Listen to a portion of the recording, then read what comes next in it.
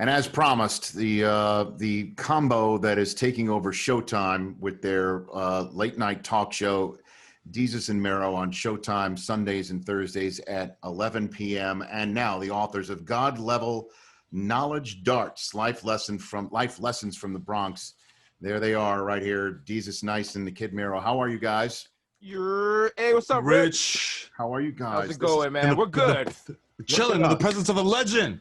No. Yes. Right back. I left the F-bomb out. You were kind enough to say it before I hit record with the F-bomb in there, so it's all fine. I'll take it either way. You want to work blue or not, but this is apparently a family. We out here. We're out here doing the press tour, promoting the book, doing like 27 interviews today, but this is going to be our best one. So okay, let's I go. appreciate you, bringing your A game to the Rich Eisen Show here. Thanks very much. First things first. Thank you. Did you wear that shirt for me? Or have you been wearing that throughout your entire day? This right here, yes. I'm wearing this Staten Island Pizza Rat shirts just for you because it would have been lost on any other show. If we, you want the host to see the shirt and appreciate it, and I know you're a fan. So. Well, you know what? I'm born in Brooklyn, but raised in Staten Island. I moved there when I was 6 months old, and so I guess this has been something on my show that has been brought up quite a bit by the guys on it, just to try and troll me, I think, that they say that Staten Island is not really a borough of New York City. Whoa. Exactly. Hey. Whoa, all you gotta say is meet me on Victory Boulevard and we'll settle it. Meet me on Victory Boulevard, pal. All right. There you go. Put some respect on the ferry. Put some respect on the Verrazano Bridge. Okay. Right. That's right. It is a borough. It is a borough. How dare you disrespect Shaolin? Like, come on. Even the before Wu-Tang. Even before Wu-Tang. I had my guy Chris, who's from New England. I made sure, because he's constantly giving me crap for it. I made sure he mentioned it when we had Method Man in studio. I'm like, you must say, and it did not go well. It did not. I'm sure it wouldn't. I'm sure he would, because everyone I know from Staten Island has a chip on their shoulder because people been trying to erase them from New York history forever. All right, even though there's a fair chance because it gets a little nautical with using a boat to get around. That part, the rest of us New Yorkers are like, what's going on? But other than that, you guys are a borough, okay? All you need is a bridge from like the New York side. I'm in Jersey now, so like you're a borough. You're good. We got one from Brooklyn and the other from New Jersey. We got that, and even though we take a lot of everybody's figurative crap, but literally took everybody's garbage for 30 years. Literally, give it up for Fresh Kills Landfill. All right, a New York institution. Fresh Kills Landfill. Right. Kills Landfill. They took all your when Mayor Koch said to stop dumping on the Bronx, all our garbage went to Fresh Kills. Put some respect on that legend. Fresh Kills was the original Madison Square Garden. Yes, I agree, especially since the current one is the resident of the dumpster fire of the New York Knicks. Talk about that. Let's speak on it. Or we could talk about that right now. But yeah, I love that. Right. Fresh Kills Landfill. By the way, the fact that you said Fresh Kills Landfill like it was one of those chants from the bleachers in Yankee Stadium is next level fantastic. If you ever been to the old Yankee Stadium, there's a good chance at some point in time they did chant Fresh Kills Landfill. Probably during a Red Sox game. It is possible that in the early 80s or the early 70s that yes, a landfill was starting at like third base for the Yankees. Yes. It was a relief. It was the relief pitcher that they drove out to the mound in the little pinstripe mobile. Yes, in the pinstripe sedan. Yes, just tearing up the field because the relief pitcher is too important to walk out there. I love it. Let's bring that back. It's that Steinbrenner swag, bro. It permeates the franchise. You know what I'm saying? Let's put pinstripes on like a Chrysler. Yes. And make sure that the fat ass coming in the sixth inning who gives up 5 runs doesn't have to run. He's not tuckered out by the time he's up there. You know, even better, we're gonna update it and they're gonna come out in a Tesla truck. It's gonna be great. It's fantastic. Elon Musk, get on it. Kids today do not know about the bullpen card. That is right. They don't know. Yeah, they don't know anything about it. Could you imagine? They would. The carbon footprint of it, like, it's just so egregious and it's not electric. It's so wasteful. This is great, man. Desus Mero here on the Rich Eisen Show. This is fantastic. All right, so let's get into the Knicks, because I see, if I'm not mistaken, I'm going to put on my glasses here. It looks like Mero, that you are wearing a Knicks sleeve. But it's all black. It is. It is all black. We're in mourning. Paying proper respect for our hopes and dreams of a championship ruined yet again. So it's only right. You know what I mean? All black. This is perfect to bring it up with you guys. I didn't talk about it on the show yet this week, but the fact, I don't know if this is in fact a sign of the times, or the fact that we're still not going to get out of any of the awful times that the Knicks are in. The fact that Charles Oakley got bounced off of Dancing with the Stars in front of Carol Baskin from the Tiger King this week. Wow. Dude, like, you can't domination. win. It is, but like, as a Knicks fan, we're used to early exits. Let's keep it funky. Like, come on. Like, we're just happy. We were just happy to make the playoffs. Gonna be honest. You know what I mean? Like, he did his thing. He danced a little salsa. His interpretation of salsa. He did it, His interpretation of salsa really looked like he was going for offensive rebounds. So maybe that's the reason. It did look like he was trying to take the charge. Like, you're not supposed to set your feet and dance with the stars. Like, you're dancing with her. Don't set a pick against her. Like, I'm like, bro, it's dancing. You can lift your pivot foot. It's a dancing competition. It's okay. It's like you're not going to get a traveling call. I just saw that. I'm like, come on. And you can't win. You can't win. Oh, my God. So all right, give me some hope. Do you have any hope, or you're rocking it because you're trying to listen, I'm going to give you some. I'm not going to give you hope. I'm going to give you the Knicks flavor hope, which is false hope. And I'm going to tell you that Joel Embiid and possibly Fred VanVleet will be the point guard and the center on the Knicks next year. But that's probably not going to happen because it's the Knicks. Okay. But that's Knicks hope. That's the best Knicks hope, because as a Knicks fan, you have nowhere to go but up. So you know what? You have to throw out logic. You have to throw out sense, reason, people having to want to play where they want to play. Like last year, you cannot tell me and Mero we were not getting not just KD, but also Zion, and also, who's the third person? Kyrie. Yeah. Kyrie. Yeah. Oh, yeah. And we're watching ESPN.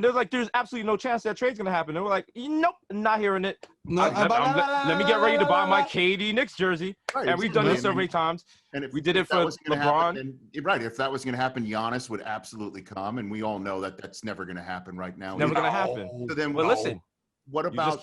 But you even brought it up, Desus. You even brought it up. Now, if this is about loving basketball and appreciating good basketball on behalf of New York City, Durant and Kyrie are in Brooklyn. Would either of you consider that? Would either of you Rich, consider becoming a Nets fan? Rich, you're an ESPN OG. You know that is not allowed. No, I know. I'm from New York City, but we can't do that.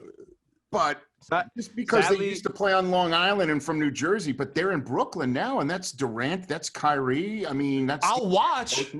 Okay. I'll watch, and you know what? I'll be happy for them.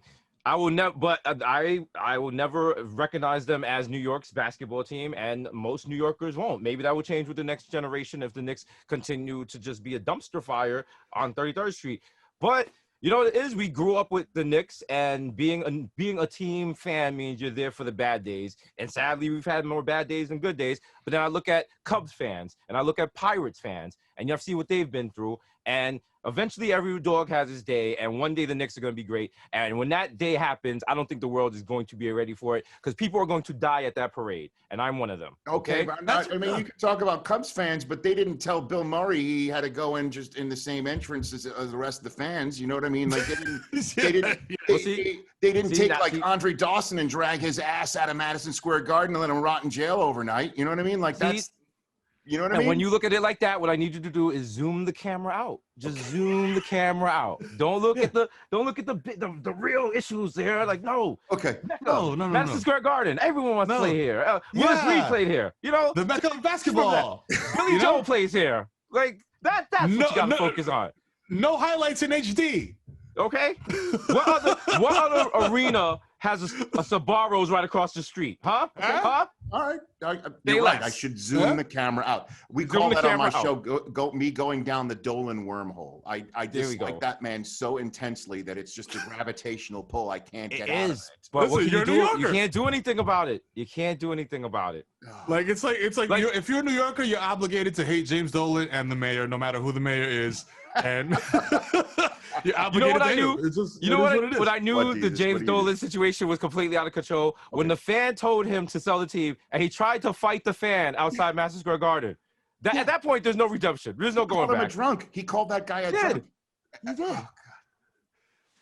See, but Rich- at least I respect you guys. So many celebrities from New York won't even talk about it because they don't want to, mess with their opportunity to go to the games or anything like that. Yeah. I feel like we blew that a long time ago. And also, yeah. we got to come out of pocket for those. Yeah, that's the thing. If you pay for the ticket yourself, it's different. Okay. Because if you pay for the ticket, you're not even on their radar that you're there, and then they have to know you are. And then if you want to throw me out, even after I've paid for my own ticket, that's gonna probably not end well for the organization. You know what I'm saying? That because that is the thing. Like, do you really want two people who are seen as the face of the team? Like, we're always repping the Knicks. We're always talking about the Knicks. If we get banned, it's Phil Rizzuto and the Yankees all over again. You know what I'm saying? Listen, it's to the point where like Bleacher Report literally mocked up an illustration of when Barrett got drafted. They mocked up an illustration of us flanking RJ Barrett at a bodega.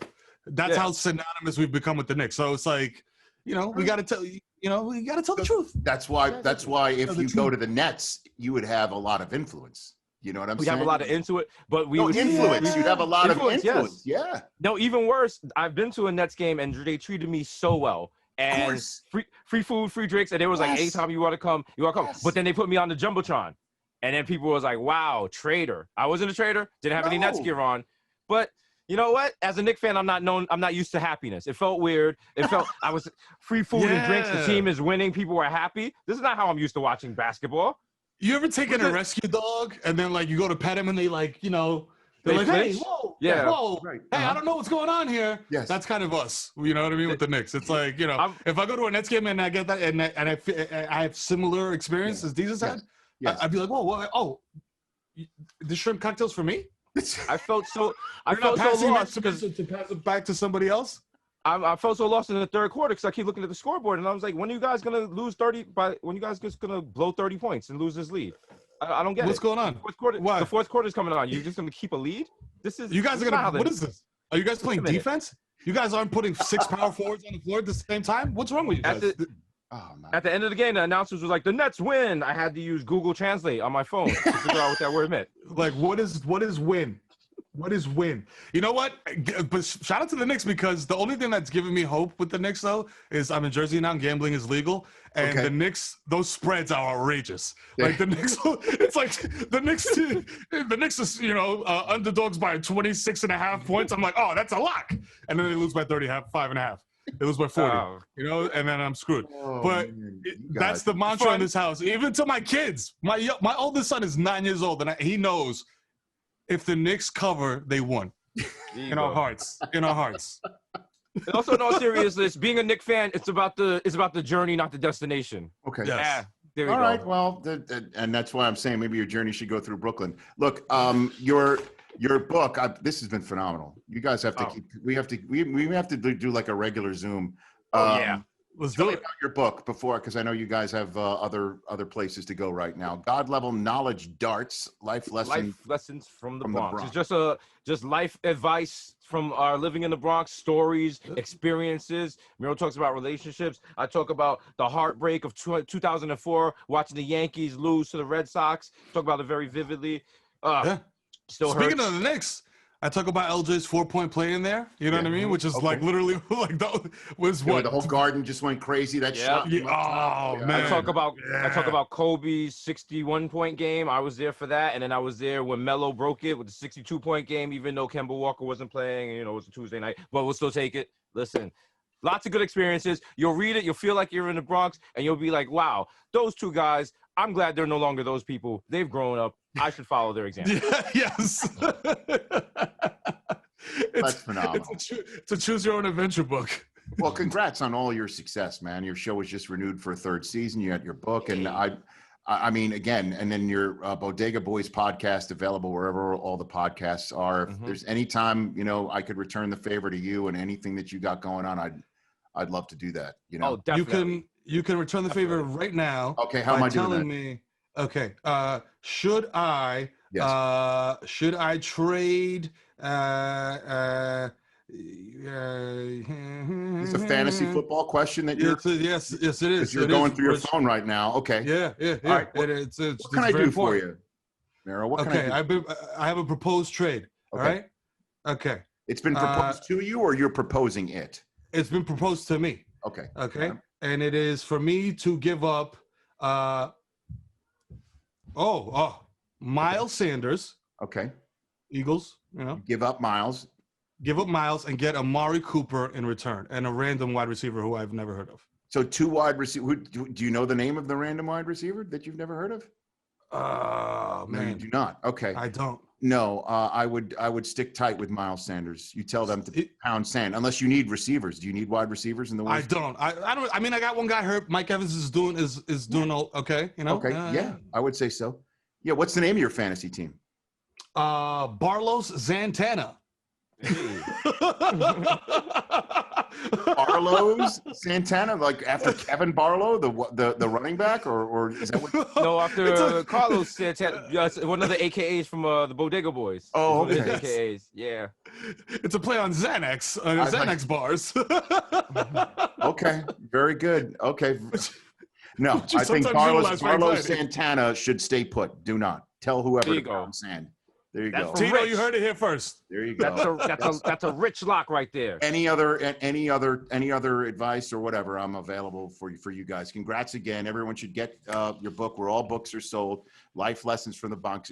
God level knowledge darts. Life Lessons from the Bronx, and of course your show on Sundays and Thursdays, 11 p.m. Eastern on Showtime, and Bodega Boys podcast available wherever. Thanks for coming on, guys. It's been a blast. Rich, thanks for having us on. Let's do it again. Let's do it for like 2 hours next time. I would love definitely do it again. That would be a blast. Shout out to Wu-Tang. That's Wu-Tang it. and Shaolin in Staten Island. Tang. Hey, pal. You got a problem with Shaolin? Meet me on Victory Boulevard. I'll take my shirt off. We'll fight. There you go. I feel like I'm back in high school. Hey, don't talk about my banana sauce like that. Desus and Mero right here on the Rich Eisen Show.